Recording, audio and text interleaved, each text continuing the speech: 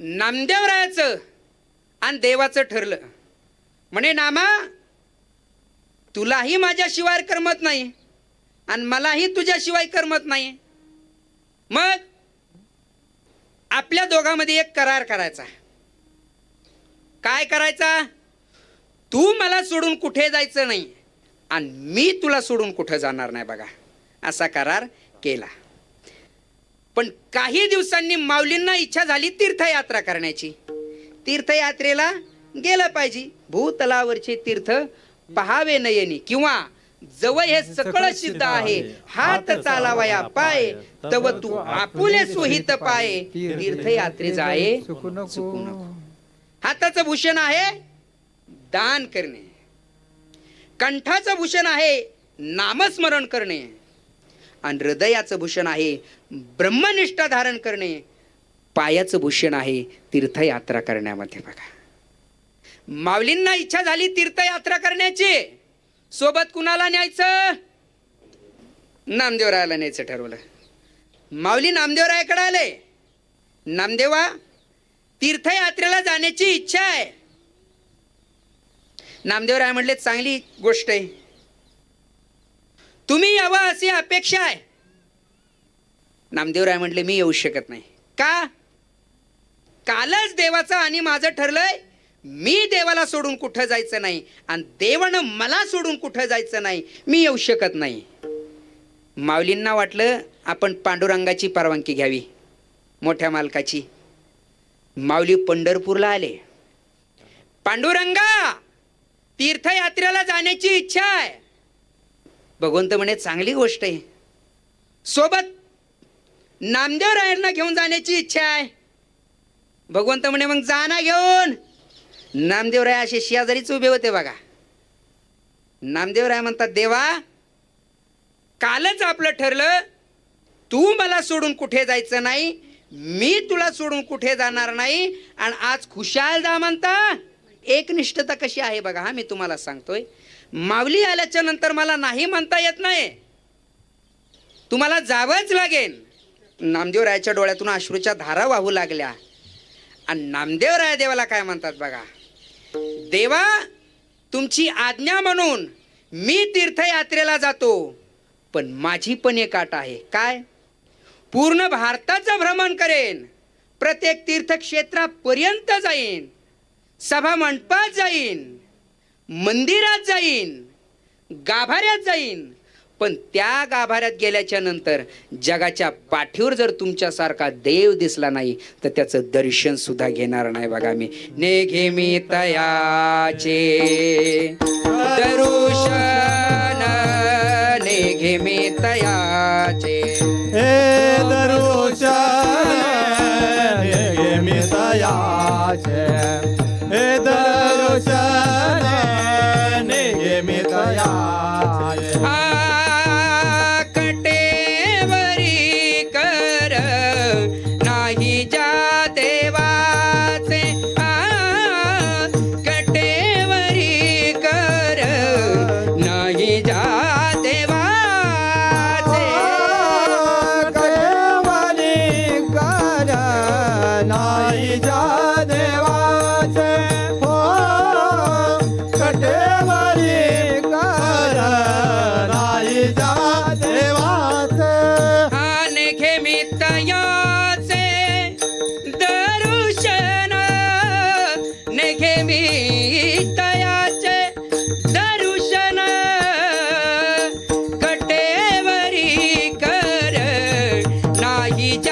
देवाचे कटेवर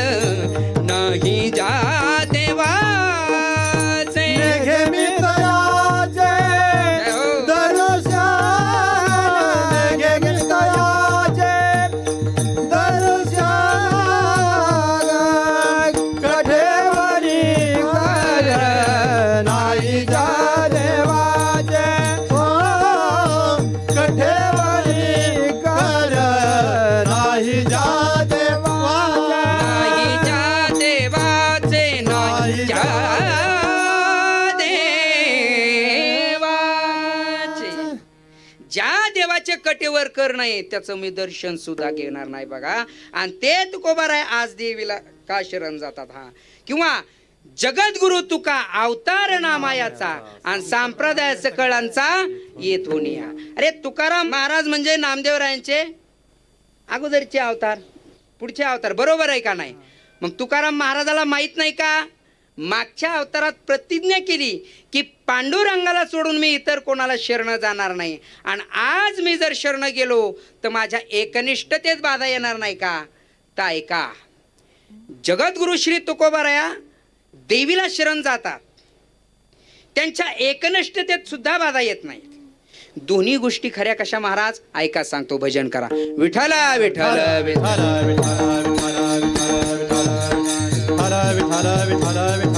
ऐका, साधू संतांनी भगवंताला आळवता वेळेस तिन्ही लिंगामध्ये आळवलेलं आहे बघा. पुल्लिंग, स्त्रीलिंग आणि नपुंसकलिंग. शाळेत गेलो ना आपण, याचे प्रत्यय सुद्धा माहित आहे आपल्याला. याचे प्रत्यय काय आहेत? तो, ती, ते. पुल्लिंगात केलेलं पांडुरंगाचं वर्णन आहे, नपुंसक लिंगात केलेलं पांडुरंगाचं वर्णन आहे आणि स्त्रीलिंगात केलेलं पांडुरंगाचं वर्णन आहे बघा. पुल्लिंगात केलेलं पांडुरंगाचं वर्णन आहे का? तो हा विठ्ठल बरवा, तो हा माधव बरवा बरवा, तो हा विठ्ठल बरवा. तो हा प्रत्यय पुल्लिंगातला आहे. आता नपुंसक लिंगामध्ये केलेलं पांडुरंगाचं वर्ण आहे का? सुंदर ते ध्यान उभे विटेवरी आणि करकटावरी ठेवून या. ते हे सर्व नाम नपुंसक लिंगामध्ये आहे. आणि आता स्त्रीलिंगामध्ये केलेलं वर्णन आहे का? हे ग विठाबाई, हे ग